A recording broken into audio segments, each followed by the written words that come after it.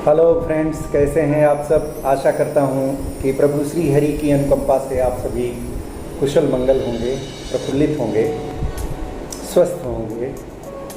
दोस्तों, आज मैं आप सबको जन्म कुंडली में स्थित मंगल विवाह के समय जो विचारणीय होता है उसके बारे में बताना चाहूँगा। दोस्तों, हमारे वेदों में नवग्रह के मंत्र लिखे गए हैं, जैसे सूर्य के जपा कुसुम शंकाशम कश्यपेयम महाद्युतिम तमौरी सर्व पापघ्नम प्रणतोष्मि दिवाकरम। उसी प्रकार से चंद्रमा का दधिशंख तुषाराभम क्षीरो दारणो शंभवम नमामि शशिनम सोमम शंभोर मुकुड़भूषणम। वैसे ही मंगल का मंत्र जो है धरणी गर्भ शंभूतम विद्युत कांति समप्रभम कुमारम शक्ति हस्तम तम मंगलम प्रणमाम्यहम। तो दोस्तों, मंगल का जो मंत्र है बहुत ही सुंदर है और वो हमको बल प्रदान करने वाले एक ग्रह हैं और थोड़ा सा क्रूर ग्रह हैं। क्रूर ग्रह की श्रेणी में उनको जाना जाता है। उनका मंत्र है धरणी गर्भ शंभूतम। तो पृथ्वी पुत्र माने गए हैं, विद्युत कांति समप्रभम, और जिसकी कांति विद्युत के समान है। कुमारम, जो कि कौमार अवस्था के हैं, शक्ति हस्तम तब, और जिनके हाथ में शक्ति है। मंगलम प्रणमाम्यहम, ऐसे मंगल को मैं प्रणाम करता हूँ। इस प्रकार से उनकी प्रार्थना की गई है। दोस्तों, जब भी कोई कन्या जन्म लेती है या कोई पुरुष जन्म लेता है तो जब वो विवाह के योग्य हो जाता है तो एक विचारणीय विषय हो जाता है। लोग कहते हैं कि हमारी कन्या मंगलिक है, किंतु इससे इस विषय में डरने की कोई आवश्यकता नहीं है। इसमें हमारे शास्त्रों में नाना प्रकार के परिहार हैं।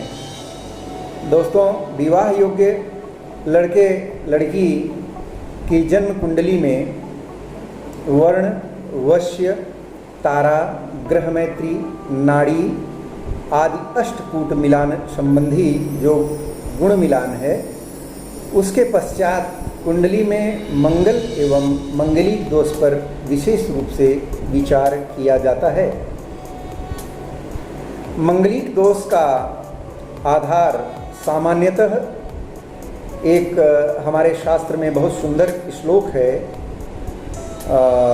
उसके अनुसार किया जाता है, जो है लग्ने व्यये च पाताले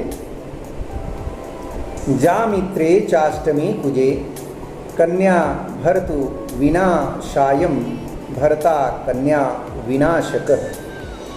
अर्थात इसका जो तात्पर्य है कि अर्थात जिस कन्या की कुंडली में एक भाव में, चतुर्थ भाव में, सप्तम भाव में, अष्टम भाव में अथवा 12वें जो व्यय स्थान होता है उस स्थान में यदि मंगल होता है तो वह कन्या वर अर्थात पति के लिए हानिकारक होती है। और इन्हीं स्थानों पे इसी भांति जिस लड़के की कुंडली में मंगल स्थित होता है वह कन्या के लिए हानिकारक होता है। इसीलिए लोग मांगलिक दोष पर विचार करते हैं।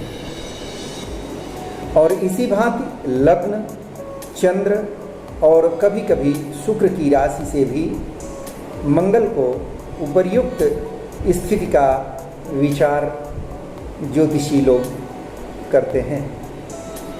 दोस्तों, मंगल दोष वाली कन्या का विवाह मंगल दोष वाले वर के साथ यदि कर दिया जाता है तो वो मंगल का अनिष्ट दोष नहीं रहता है, वो मंगल का दोष परिहार हो जाता है, अर्थात वो समाप्त हो जाता है। यदि लड़का भी मंगलिक है, लड़की भी मंगलिक है, तो उसमें मंगल दोष विचारणीय नहीं रहता है, अर्थात वर वधू के मध्य दाम्पत्य सुख बढ़ता है, उसमें किसी प्रकार का दोष नहीं रह जाता है। कुज दोष वती देया और कुज दोष वते किलर, अर्थात कुज दोष वाली कन्या एवं कुज दोष वाला वर, यदि दोनों का मंगल सम स्थान में है, मतलब 1, 4, 7, 8, 12वें स्थान में है, किन्हीं में, यदि कन्या का 1 में है और वर का 4 में है तब भी हट जाता है। यदि कन्या का 7 लग्न में है मतलब तुला में है और वर का वृश्चिक में है तब भी हट जाता है। मतलब वृश्चिक कहने का मतलब मेरा है अष्टम स्थान, जो मृत्यु कारक स्थान होता है। अष्टम भाव से हम क्या देखते हैं? मृत्यु देखते हैं। सप्तम भाव से हम क्या देखते हैं? यदि वर है तो उसकी पत्नी के बारे में, यदि कन्या है तो उसके पति के बारे में वहाँ से हम अध्ययन करते हैं। और 4th हाउस जो है माता का होता है, और प्रथम हाउस जो है वो लग्न होता है, अर्थात स्वयं व्यक्ति का होता है, चाहे वो कन्या है तो उसका और वर है तो उसका। और 12th हाउस जो होता है, 12वां भाव जो होता है, वो वर कन्या का जो व्यय स्थान होता है वो देखा जाता है। अगर इतने स्थानों पे मंगल होता है तो ये बहुत विचारणीय विषय है और इसका बिना विचार किए विवाह नहीं करना चाहिए। दूसरा है, यदि लड़की की कुंडली में जिस स्थान पर मंगल स्थित मांगलिक कारक हो और लड़के की कुंडली में उसी स्थान पर शनि, मंगल, सूर्य, राहु आदि कोई पापक ग्रह स्थित है तो भौम दोष भंग हो जाता है। इसी प्रकार लड़के की कुंडली में भौम दोष होने पर कन्या की कुंडली में उसी भाव में कोई ग्रह पापक ग्रह होने से भौम दोष नहीं रह जाता है।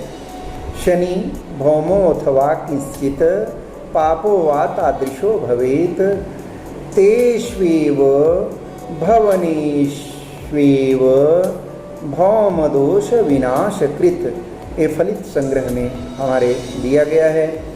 और एक है भौमेन सदृशो भौमः पापो वा तादृशो भवेत विवाह सुखदः प्रोक्त चिरायु पुत्र पौत्रदः। अर्थात एक की कुंडली में मंगल दोष हो तो दूसरे की कुंडली में भी उन्हीं स्थानों पे शनि आदि पापक ग्रह होने से मांगलिक दोष भंग हो जाता है।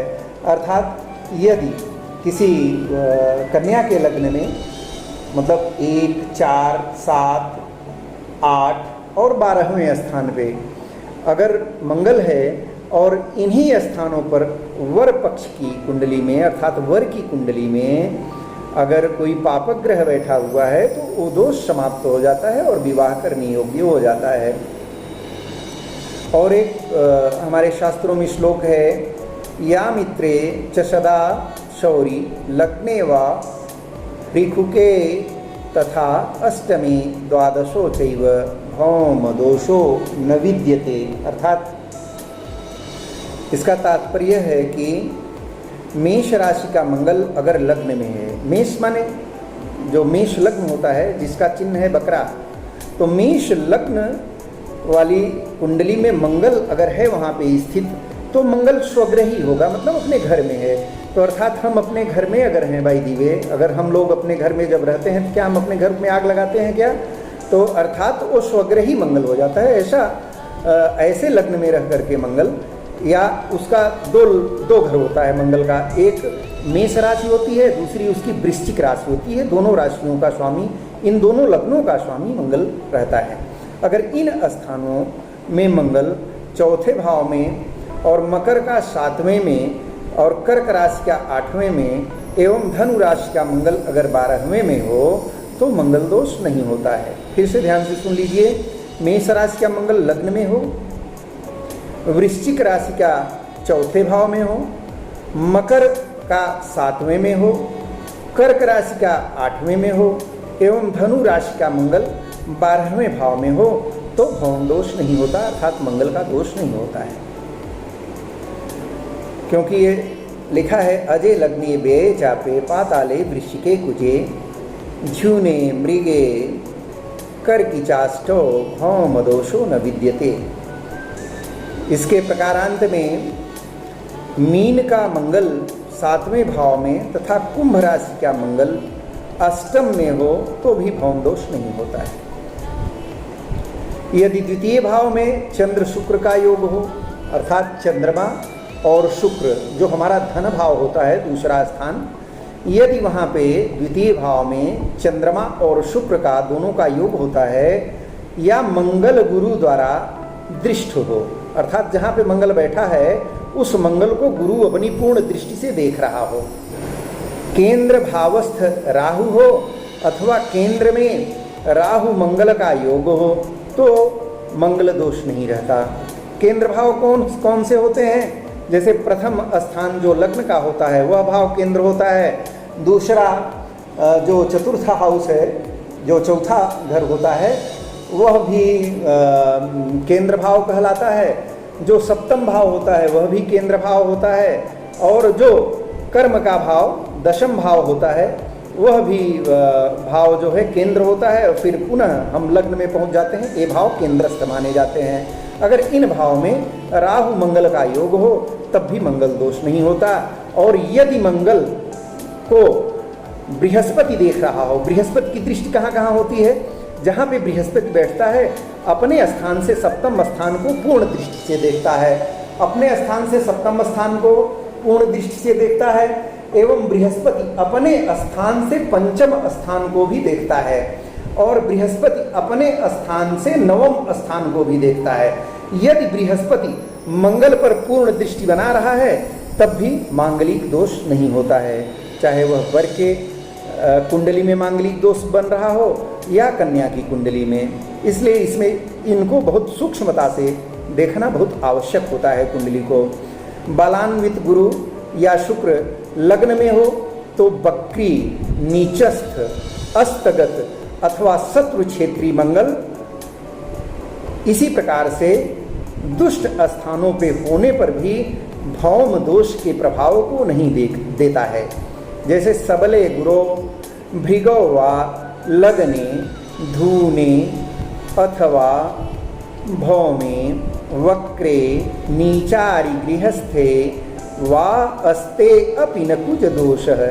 यदि मंगल अस्त है, अस्त कब होता है, जब प्रचुर मात्रा में कोई प्रकाशित ग्रह जैसे सूर्य इत्यादि का प्रकाश मंगल के 11 डिग्री के अंदर हो तो इनका बल देखा जाता है कि ग्रह कितना बलवान है। अगर वो अस्त है, नज़दीक है सूर्य का, तो मंगल अपना प्रभाव स्वयं नहीं दे पाता है उस समय, क्योंकि वह अस्त हो जाता है। इसलिए यह देखना बहुत जरूरी हो जाता है। और इसी भांति केंद्र व त्रिकोण में यदि शुभ ग्रह हैं, केंद्र त्रिकोण कौन से होते हैं, 1, 5 और 9 तथा 3, 6, 11वें भाव में पाप ग्रह हो तथा सप्तमेश ग्रह सप्तम में हो, जैसे सप्तम भाव का ग्रह सप्तम में ही हो तो भी मंगल दोष नहीं होता। केंद्र कोणे शुभादये च त्रिखडाये अप्य सदग्रहाः तदा भौमस्य दोषो न मदने मदपस्तथा। यद्यपि 1, 2, 4, 7, 8 और 11वां भाव में स्थित मंगल वर वधू के वैवाहिक जीवन में विघटन उत्पन्न करता है, परंतु यदि मंगल अपने घर 1 अर्थात मेष लग्न में हो, 8 अर्थात वृश्चिक लग्न में हो तो, या उच्चस्थ है, मकर उसका उच्चस्थ राशि है, उच्च माना जाता है मकर लग्न में जब रहता है मंगल, तो या मित्र क्षेत्री मंगल दोष कारक कदापि नहीं होता है। इसलिए मंगल से डरने की भी आवश्यकता नहीं है, उसे देखने की आवश्यकता अवश्य है कि वर कन्या की जब कुंडली मिलाई जाती है उस समय ये बातें विचारणीय है, इन पर विचार करना बहुत आवश्यक होता है। यदि वर कन्या की कुंडली में परस्पर राशि मैत्री हो और गणैक्य हो अर्थात 27 गुण से अधिक मिलान होता है तो भी भौम दोष अविचारणीय है। अगर 27 गुण मिल जाते हैं, आप जानते हैं 36 गुण में से 18 गुण अगर मिलते हैं तो कन्या का विवाह ग्राह्य होता है, उस वर का भी विवाह ग्राह्य होता है। 18 गुणों के अलावा अगर 27 गुण मिल जाते हैं 36 गुणों में से तो वो मंगल दोष अविचारणीय हो जाता है, मंगल दोष विचार के लिए उपयुक्त नहीं होता है। राशि मैत्र यदा याति गणैक्य वा यदा भवेत अथवा गुण बाहुल्ये भौम दोषो न विद्यते। अर्थात इस तरह से इस विवेचन के अनुसार मुहूर्त संग्रह इत्यादि दर्पण में दिए गए मांगलिक संबंधी श्लोकों को देखने से कि लग्न और व्यय और पाताल ये परिहार स्वरूप कुछ अवार्चनीय ग्रंथों में उपलब्ध परस्पर विरोध वाक्यता भी मिलती है। यदि आप देखेंगे कि प्राचीन सैद्धांतिक एवं प्रतिष्ठित मुहूर्त ग्रंथों जैसे विवाह वृंदावन, मुहूर्त मार्तंड, सारावली और चिंतामणि, प्राचीन संस्कार, ज्योतिष निबंध इत्यादि में मांगलिक संबंधी श्लोक एवं तत्संबंध विभिन्न परिहार्य वाक्यों का स्पष्ट उल्लेख मिलता भी है और कहीं कहीं नहीं भी मिलता है। तो वर कन्या की कुंडली में मांगलिक दोष एवं उनके परिहार का निर्णय बहुत ही सावधानी पूर्वक लिया जाना अति आवश्यक है। केवल 1, 4, 7, 8 जैसे हमारा मृत्यु का स्थान होता है, 7 हमारा पति अथवा पत्नी का स्थान होता है, 4 माता का एवं सुख का स्थान होता है, 1 लग्न स्वयं का स्थान होता है। इन भावों में स्थित मंगल को देखना परम आवश्यक हो जाता है, अर्थात मंगल का विचार करना आवश्यक हो जाता है।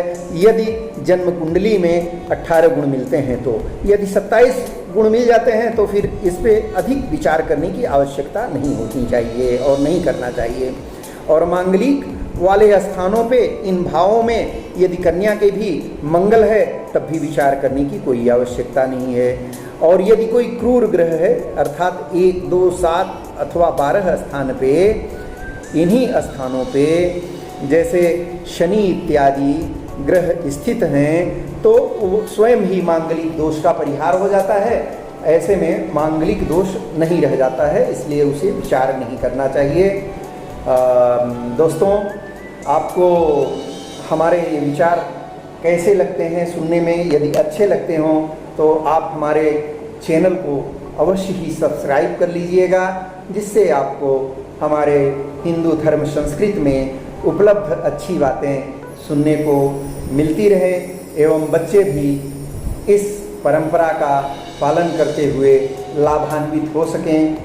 धन्यवाद समय देने के लिए। नमस्कार।